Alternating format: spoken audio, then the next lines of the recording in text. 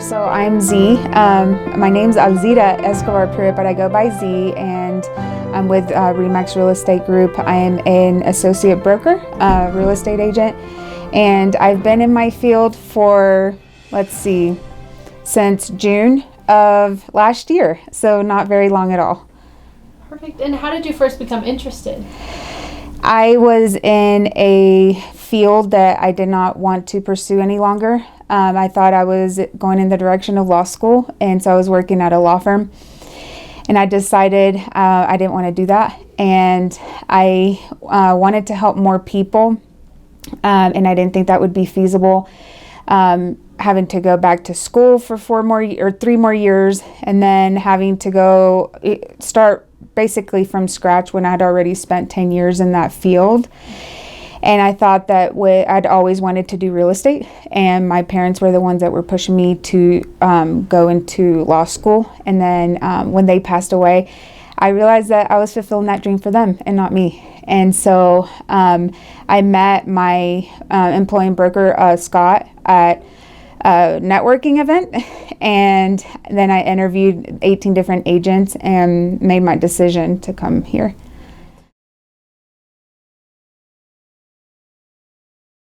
So I had to take 168 hours of real estate education through Colorado College of Real Estate, and then taking the national and state portion of the licensing for DORA.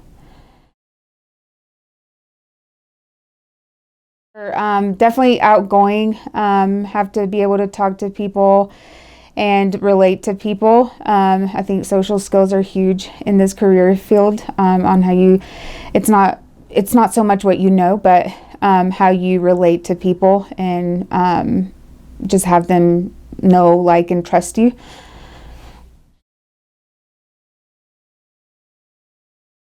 So there's no set salary because it's commission based. So you're really the driver of what you make.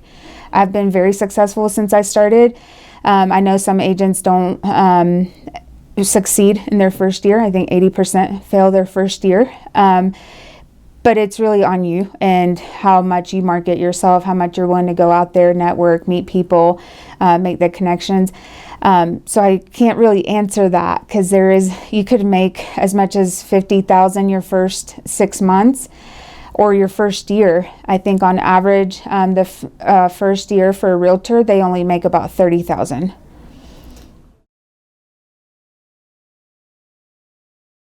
So it's very flexible. I work mostly from home. Everything can be done electronically, other than obviously meeting with clients and showing them homes, which don't take long, especially now with COVID. A lot of showings are only permitting 15-minute showings. So I've had as many as 5 showings in 1 hour. They were all, to be fair, really close to each other. So it's really not that many hours outside of my home office that I have to put in. Following that, if we put in an offer, then we have a 3-hour inspection, and then everything else we do basically from home electronically, because everything is electronic now. There is no typical day. Every day is different. I can, like on Saturday, for example, I had a photo shoot for one of our listings, and that took half of my day.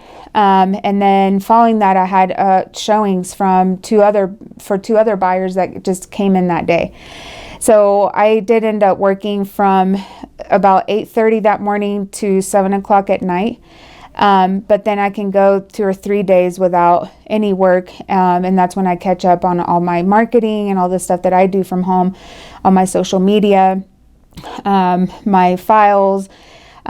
So a typical day, I wouldn't say I have, because every day is different, just depending on the demand.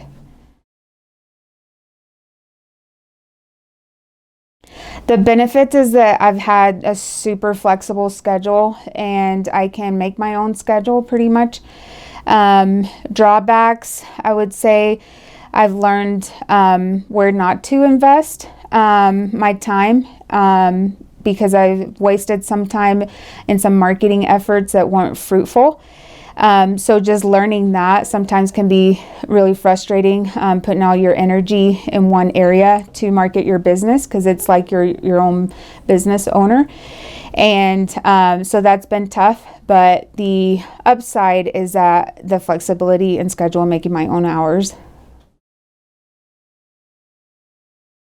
Absolutely. So back to the flexibility, having the time to be able to spend with family, not so much on the weekends, but during the week, being able to get a lot more done during the week that an 8 to 5 job wouldn't allow.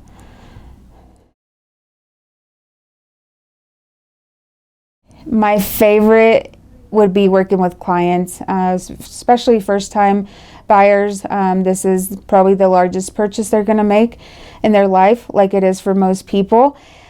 Seeing them and their family, especially when they have kids, running through the house, picking out their room and their paint colors, I think that's the most gratifying, and they're eternally grateful too. So it's just a good way to give back.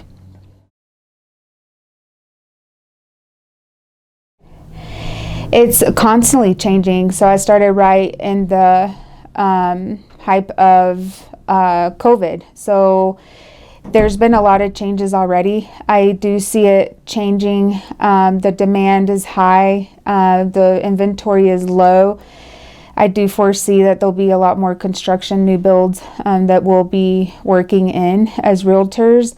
Right now, they just can't build them fast enough. But I don't think the demand is going to go anywhere. I don't think mortgage rates are going to go anywhere for a while. So I do see changes. How that looks, I'm not entirely sure, but I do feel there's going to be a lot more of new construction.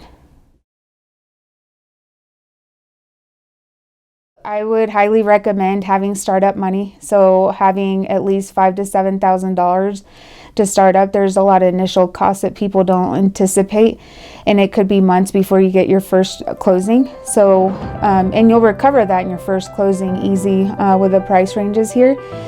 But just having that startup is huge. Either taking out a small business loan or just having some cash, some money there to help with the growth of your business when you first start, because it can be really tough. I got lucky. My first closing was 8 days after my license. So I've recovered that really quickly, but it's not always the case for most realtors.